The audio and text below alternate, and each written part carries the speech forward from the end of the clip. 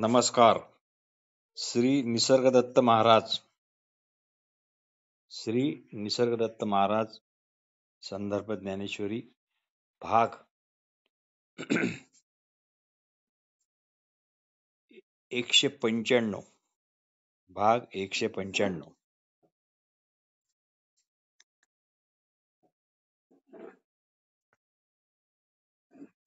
श्री निसर्गदत्त महाराज म्हणत,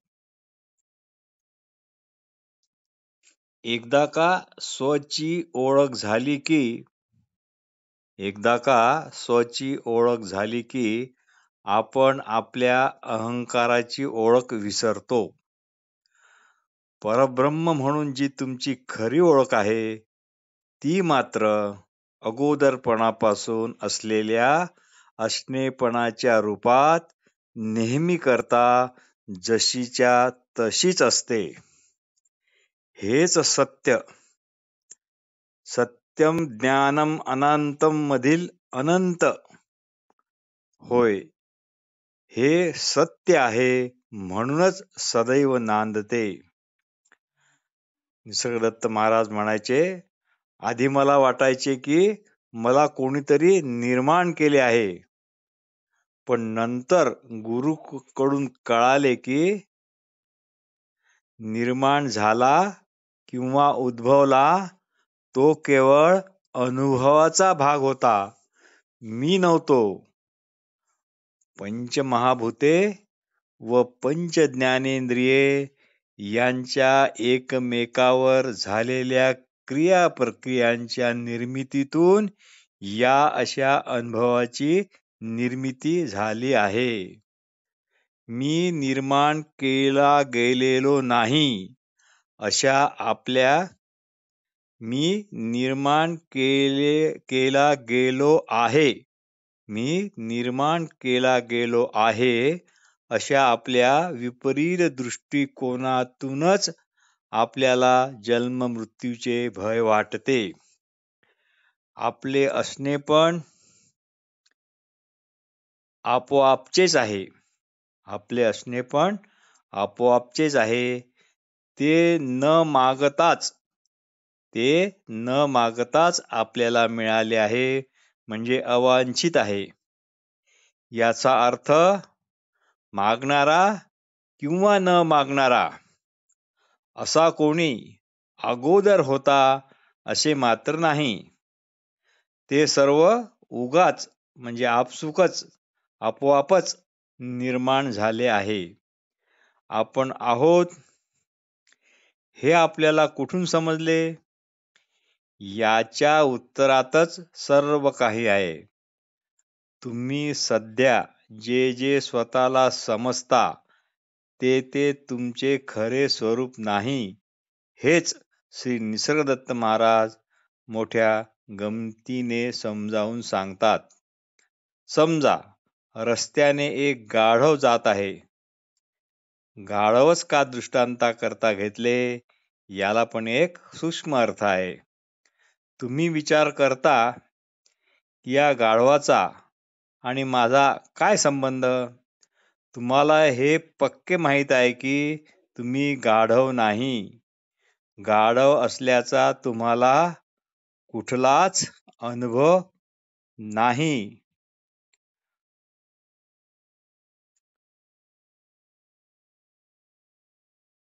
ते तुम्ही नाही. म्हणूनच निसर्गदत्त महाराज म्हणतात, ज्ञान म्हणजे काय तर सर्व अनुभव नाकारणे, अनुभवातीत अशा अवस्थेत राहणे. जो एखादा असणे म्हणजे सगुण आणि नसणे म्हणजे निर्गुण दोन्ही अवस्था एकाच वेळी पाहतो, तो खऱ्या अवस्थेत आहे. सध्या तुम्ही जे नाही त्याचेच फक्त अनुभव घेत आहात. म्हणून ध्यानात राहा. कबीराने किती गांभीर्याने ध्यान केले आहे पहा. ते एकदा ध्यान करत असताना एक भटका कुत्रा त्यांना चावला. त्यांना त्याची मुळीच भान नाही. कोणीतरी त्यांना सांगितले, अहो तुम्हाला कुत्र्याने चावले. कबीर त्यावर उत्तरले, मला काहीच माहित नाही. वो कुत्ता जाने और चमडा जाने. श्री निसर्गदत्त महाराज नेहमीच म्हणतात, येथे जे काही म्हणजे यांच्या आश्रमामध्ये येथे जे काही पेरल्या जाते म्हणजेच ऐकविल्या जाते ते मात्र कधीच वाया जाणार नाही. ज्याप्रमाणे किशोरवयीन मुलगी पौगंडावस्थेतील मुलगी वेगवेगळ्या वेळी वयात येतात, काही लवकर वयात येतात तर काही उशिरा. तसे आत्मतत्वाचे प्रगटीकरण हे केवळ त्या बीच्या सत्वात आहे. माझ्या गुरूंनी मला शब्दाद्वारे माझी शाश्वत स्थिती काय ती दर्शविली. तुम्ही जे कुणी असा पण मात्र मुळाशी जा. आहेपणाशी म्हणजे अगोदरपणाने जे असणेपणाच्या रूपात आहे तेथेच स्थिर व्हा. तेथे जा म्हणजे तसेच किंबहुना तेच व्हा. नैसर्गिक स्थिती ही नेहमी बीज जिथून येते त्या उगमापाशीच असते. श्री निसर्गदत्त महाराज म्हणतात, आम्हाला कायेचे दुःख आहे पण मरणाचे अजिबात दुःख नाही. कारण कुणाला जन्माचा अनुभव नाही. लोकांनी तसे तुम्हाला सांगितले आहे. त्यांचे म्हणणे, त्यांचे वाक्य, त्यांचे शब्द तुम्ही काहीही शंका कुशंका न घेता केवळ आणि केवळ आंधळेपणाने स्वीकारले आहे. निर्माण होताना तुम्हाला त्या सर्वाचे ज्ञान होते काय? नंतर तुम्हीच ठरवले की माझा जन्म झाला वगैरे वगैरे. मरणाचाही अनुभव तुम्हाला नाही तरी तुम्हाला मृत्यूचे भय वाटते. सर्वांच्या मध्ये एखादे समान तत्व तर असावेच ना. असे तत्व की ज्या तत्वामुळे सर्वांना काहीतरी जाणता येते, जे की सर्वांच्या अगोदरचे आहे. हे खरे म्हणजे अगदीच सोपे आहे, पण आपण ते नीट समजावून घेतच नाही. कारण आपण लगेच त्याला काहीतरी लेबल लावतो आणि लेबल लावल्यानंतरच ते मग समजून घ्यायचा प्रयत्न करतो. कसलेही लेबल न लावता जे आहे तसे जवळून समजून घेण्याऐवजी म्हणजे तळहातावरच्या आवळ्याप्रमाणे त्याचे निरीक्षण न करता आपण प्रथम मनानेच ते दूषित करून टाकतो आणि त्याचेच पर्यवसन अशी लेबले लावण्यात होते. काही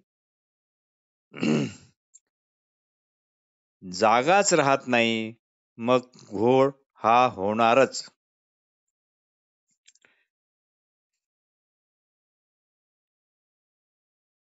जर जाणून घेतले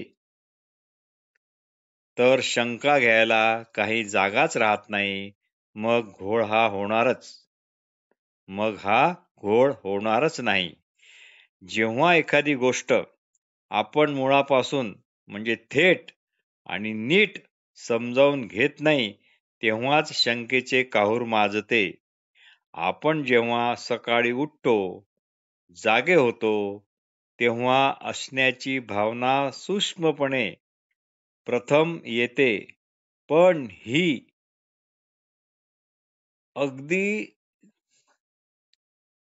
सहजपणाने आलेली गोष्ट सहजपणे समजत नाही. तेव्हाच शंकेची काहुरे मनात येत राहतात. सर्व जाणणे हे केवळ अगोदरपणाने असणेपणानेच शक्य आहे. सर्व जाणणे हे केवळ अगोदरपणाने असणेपणानेच शक्य आहे. त्यात माझ्या अमुक तमुक अशा असणेपणाने हे शक्य झाले असे व्यक्तिशः म्हणणे म्हणजे महाभयंकर चूक आहे. कारण हे अगोदरचे असणेपण कुणाचेच असे व्यक्तिगत नाही, त्याला माझे तुझे असे म्हणताच येत नाही. म्हणजे इथे केवळ व्यक्तच आहे, प्रगटीकरणच आहे, व्यक्तित्व नाही. तुम्ही व्यक्तिमत्वे नाहीत तर केवळ प्रगटीकरणेच आहात. जे काही ज्ञान मी इथे देतो ते तुम्ही तुमच्या हृदयापर्यंत पोहोचूच देत नाही. तुम्ही तुमच्या कल्पनेनुसार आधीच त्याला लेबले लावून त्याचा परतावा करता. तात्पर्य, इतर सर्व नाकारले जाते, पण आपण आहो हे मात्र कधीच कुणाला नाकारता येत नाही. तुम्ही जिथून उगम पावला आहात तेथेच वस्ती करून राहा. प्रवाहाच्या स्रोताच्या उलट जा, उगमाकडे तुम्ही निश्चित पोहोचाल.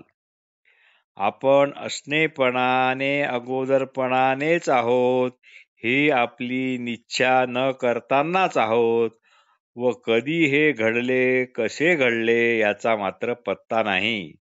जशी जशी तुमच्या देहमनाबरोबरची ओळख कमी कमी होईल तसे तसे ह्या देहमनाला ज्यामुळे आपले म्हणणे शक्य होत आहे त्या असणेपणाने असणाऱ्या असणेपणाला स्पष्टता येईल. पण देह मन भावनेला कवटाळल्यामुळेच सर्व सुखदुःख, हर्ष विषाद, ताणतणाव यांचे प्रश्न निर्माण होतात. याचीच समज येणे अत्यंत गरजेचे आहे. तुम्ही जर अगोदरपणाने नसाल तर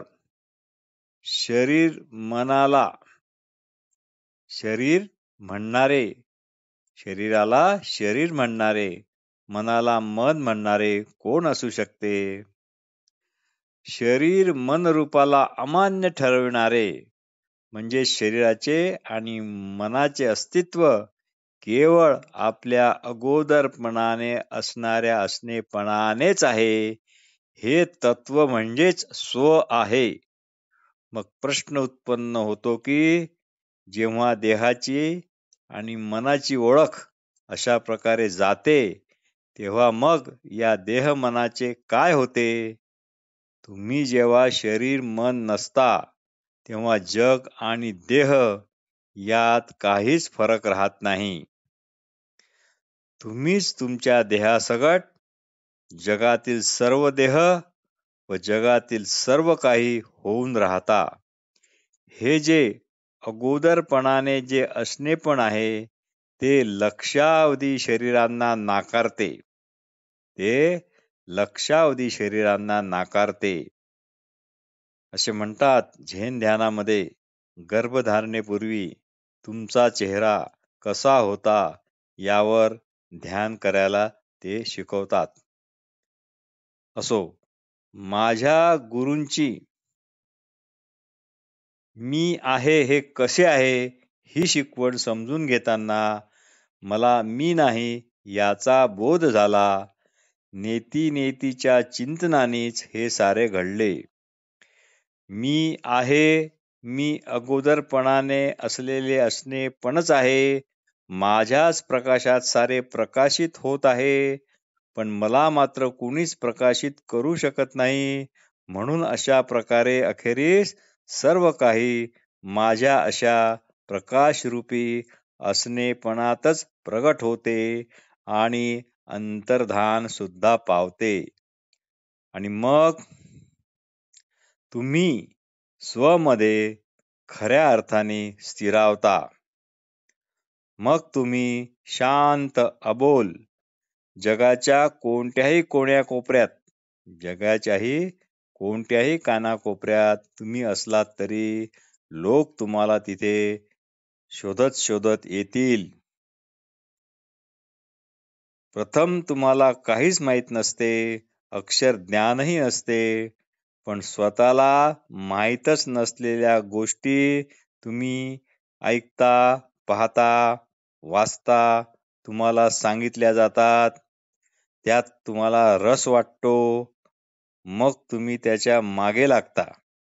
मग त्या ऐहिक गोष्टी असो की पारलौकिक गोष्टी असो.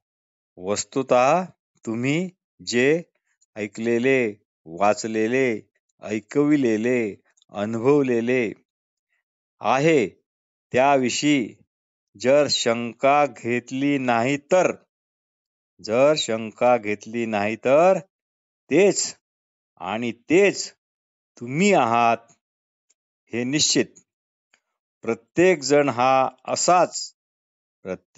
हा असाच आहे. त्याला माहीत नसलेल्या गोष्टी कुणीतरी त्याला सांगते व तो शंका न घेता त्याच्या मागे लागतो. माहीत असलेल्या गोष्टी जर त्याविषयी शंका घेतल्या नाहीत तर त्या आणि तुम्ही दोन्ही एकच आहात. माहिती ठेवणाऱ्यापासून कधीच वेगळा भिन्न नसतो. तुम्हाला स्वप्न पडते. तुम्ही स्वप्न जगात कुठे कुठे जाता, परत येता, स्वप्नात अजून कुठे जाता. तुम्हाला वाटते तुम्ही जागृत अवस्था सोडून स्वप्नावस्थेत जाता, पण खरी गोष्ट अशी आहे की स्वप्न तुमच्यातूनच बाहेर पडत असते.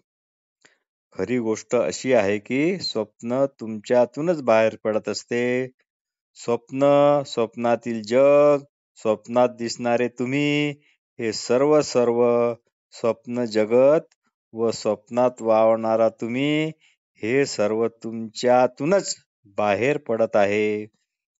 तुम्हाला आपणहून स्वप्नात जाता येत नाही, म्हणजेच स्वप्न सुरू करता येत नाही. आणि आता बस झाले स्वप्न पाहणे म्हणून ते बंदही करता येत नाही.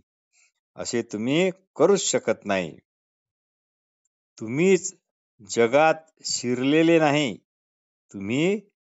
शिरलेले नाही तेव्हा तुम्हाला त्यातून बाहेर पण पडता येणार नाही. बाहेर पडू म्हणण्याला काही अर्थ नाही, कारण जग तुमच्यातूनच बाहेर पडले आहे, तुमच्यातूनच निर्माण झाले आहे आणि ते तुमच्यातच अदृश्य होणार. पण जर तुम्ही स्वतःला व्यक्ती मानले तर समजा तुम्ही जुन्या अशा तुमच्या आधीच्या असलेल्या जुन्या पुराण्या जगातच जन्म घेतला आहे. श्री निसर्गदत्त महाराज म्हणतात, मी या जुन्या पुराण्या जगात जन्म घेतला नाही, तर जग माझ्यातून निर्माण झाले आहे. म्हणजेच काय, तुम्हाला वाटते जग आधीचे आणि तुम्ही मात्र नंतरचे. हाच भ्रम आहे. निसर्गदत्त महाराज म्हणतात, तुला तू व्यक्ती मानतोस म्हणून, म्हणजे तुला वाटते तोपर्यंत जग जुने आधीचे व तू नंतर असे वाटते. पण जेव्हा तू व्यक्त आहेस, व्यक्ती नाही असे असेल, तेव्हा जग तुझ्यातूनच निर्माण होते, हे पण तुला कळेल. आकाशाच्या आधीचे आपण आहोत याची आपल्याला कल्पना नाही. हेच आपले ऐश्वर्य आपण विसरलो. स्वप्न आणि जागृती या दोन्ही अवस्थांचा, या दोन्ही जगाचा द्रष्टा हा एकच एक आहे, पण तो देह किंवा मन नाही. जागे झाल्यावर स्वप्नातील जग सर्वच्या सर्व एकदम अदृश्य होते. पण स्वप्न जगात वावरणारे असे तुम्ही नाहीसे झाला काय? तुमच्याशिवाय दुसरे म्हणून जे आहे त्याला तुम्ही स्वप्न म्हणता, पण स्वतःला जाणवता त्याला काय म्हणता? जागृत जग खरे मानले जाते आणि स्वप्न जगत खोटे मानले जाते, पण वस्तुतः दोन्ही जगे स्वप्न जगेच आहेत. त्यामुळे सुखदुःख, हर्ष, विषाद, ताणतणाव देण्याचे सामर्थ्य दोन्ही जगात नाही. श्री सिद्धरामेश्वर महाराज म्हणत, आत्मा ही एक ज्ञानकळा आहे, तीच आपण आहोत, तेच स्व पण आहे. महावाक्य म्हणून जे आहे तत्वमसी, त्याचा हाच अर्थ आहे. 4 महावाक्य आहेत. प्रज्ञानम ब्रह्म हे ऋग्वेदातील, अहम ब्रह्मास्मी यजुर्वेदातील, तत्वमसी सामवेदातील व अयम आत्मा ब्रह्म अथर्ववेदातील. हे यापैकी प्रज्ञानम ब्रह्म हे लक्षण वाक्य आहे, अहम ब्रह्मास्मी हे अनुभवजन्य वाक्य आहे, तत्वमसी हे उपदेश वाक्य आहे आणि अयम आत्मा ब्रह्म हे अनुसंधान वाक्य आहे. असो, आपण झोपेतून उठतो, शरीर उठते की चैतन्य? जगातील सर्व शरीरामध्ये जे एकले एकच अफूट असे महाचैतन्य म्हणून जे आहे, तेच किडा मुंगीपासून सर्वांच्या शरीरात हालचाल करीत आहे. म्हणून निजताना झोपताना ब्रह्म म्हणूनच झोपावे आणि उठताना ब्रह्म म्हणूनच उठावे. यालाच शास्त्रकार क्रियाशुद्ध स्फुरण असे म्हणतात. संदर्भ अध्यात्मज्ञानाचा योगेश्वर प्रकरण 27. म्हणूनच श्री सिद्धरामेश्वर महाराज म्हणत, आपण कोण आहोत याचाच शोध घ्यावा, याचाच विचार करावा. समर्थ रामदास स्वामी म्हणतात, ऐक ज्ञानाचे लक्षण, ज्ञान म्हणजे आत्मज्ञान, पहावे आपणासी आपण, या नाव ज्ञान.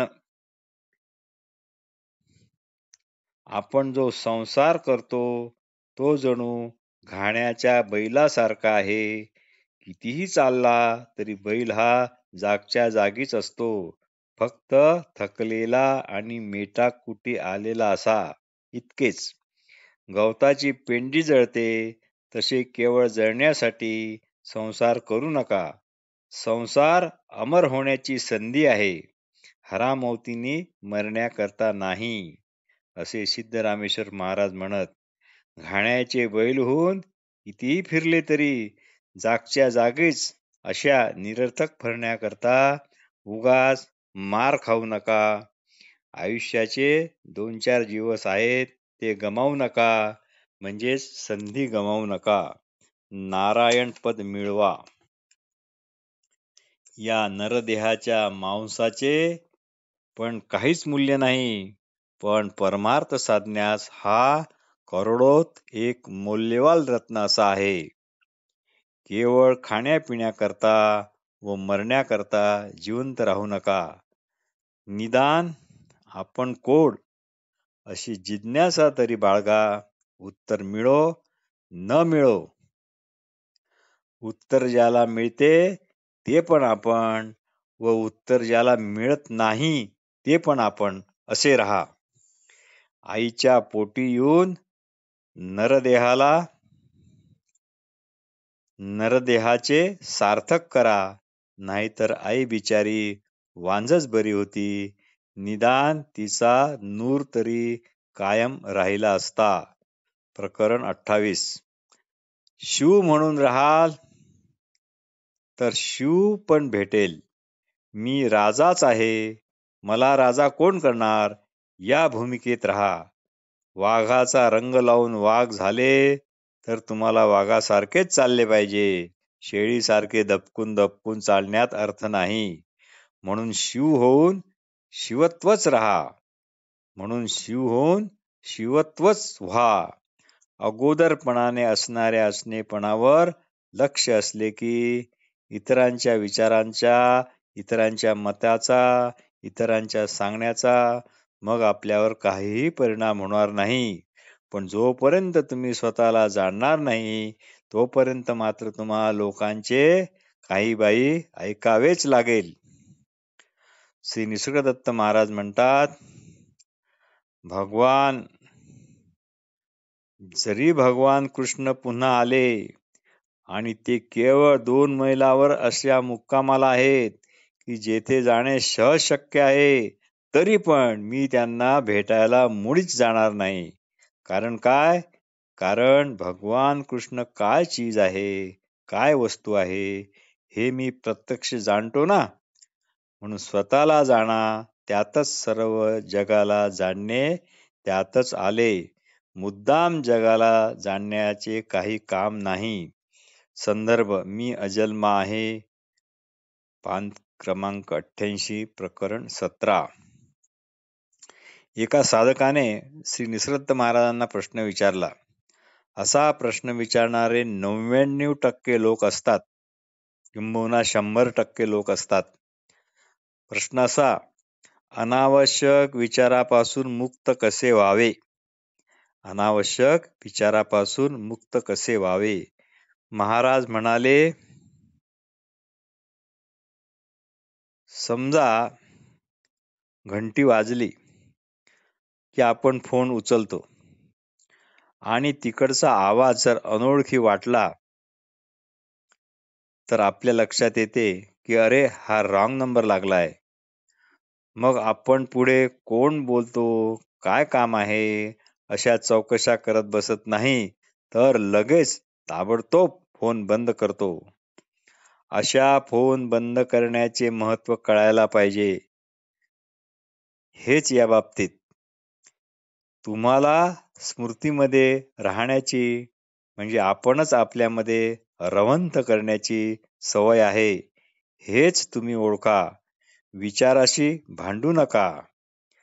भांडणारे पण तुम्हीच आहात आणि विचार नको म्हणणारे विचार म्हणून तुम्हीच आहात, हे फक्त आणि फक्त ओळखा.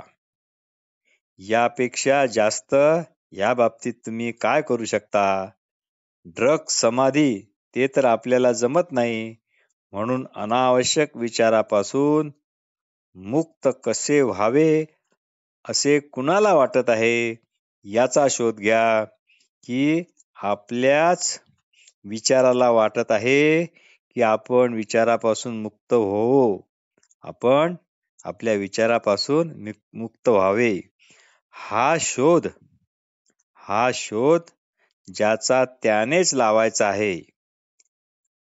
तुम्ही म्हणजेच स्मृती, आठवणी, आणि त्यात रममाण होणारे पण तुम्हीच. आणि तुम्हीच म्हणणार विचारापासून मुक्त कसे व्हावे, आणि तुम्हीच म्हणणार विचारापासून मुक्त कसे व्हावे. फक्त लक्ष द्या व ठामपणे म्हणा, जा, मला तुमची गरज नाही. हे ठामपणे म्हणा. याच्याच सरावाने विचारक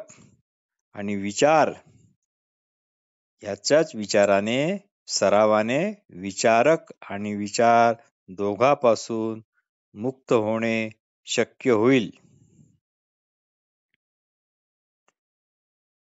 विचार व विचाराशी भांडणाराचा विचार आणि विचाराशी भांडणारा पण विचारच, दोन्ही एकच. म्हणून विचाराशी भांडणाराच्या अस्तित्वाविषयी शंका घ्या. म्हणूनच विचाराशी भांडणाऱ्याच्या अस्तित्वाविषयी शंका घ्या.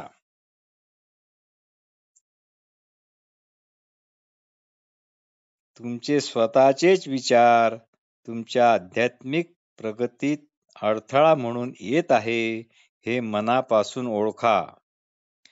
मग तुम्हीच विचाराला म्हणू शकाल, जा, मला तुमची गरज नाही.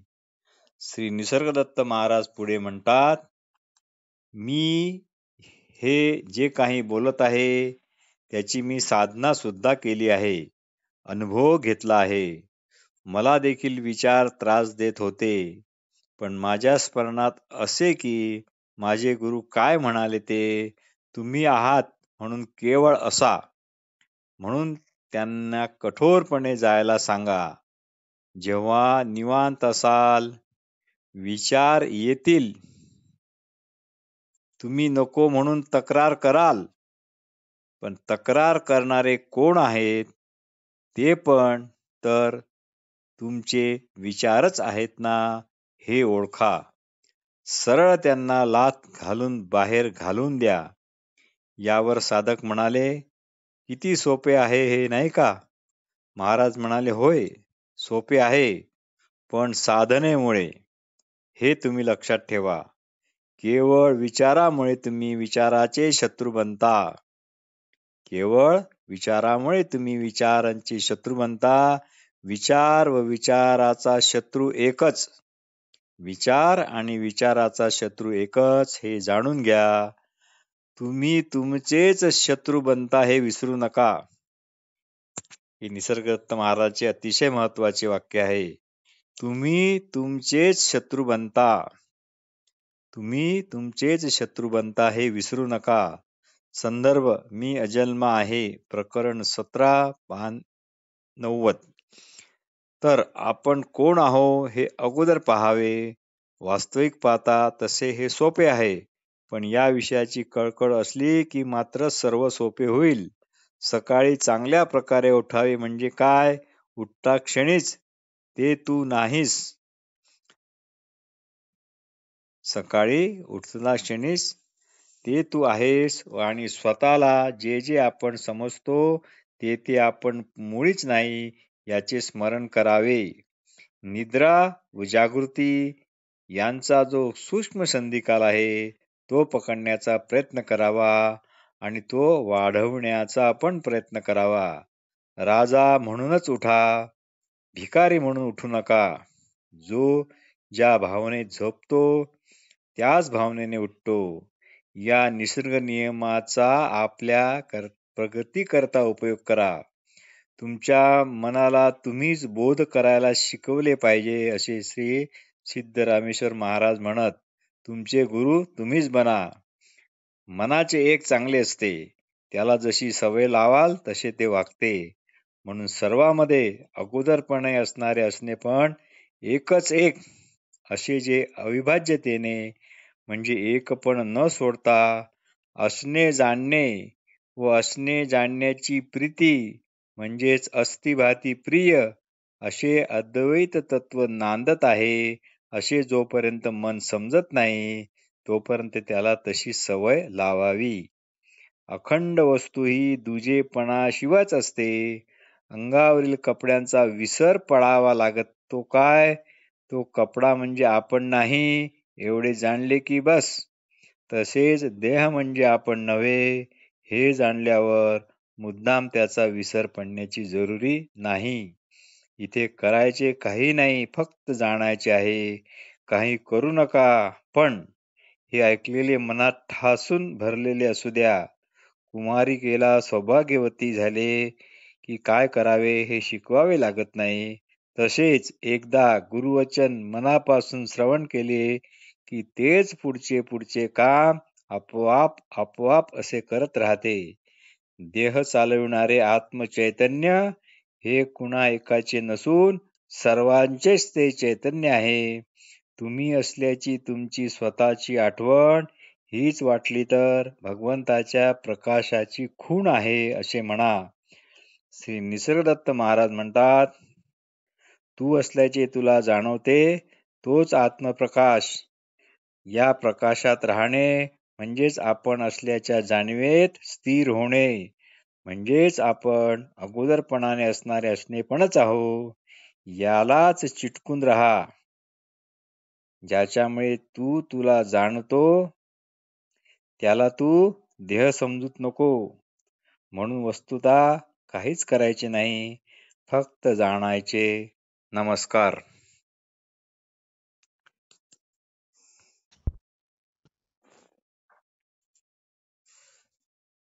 नमस्कार.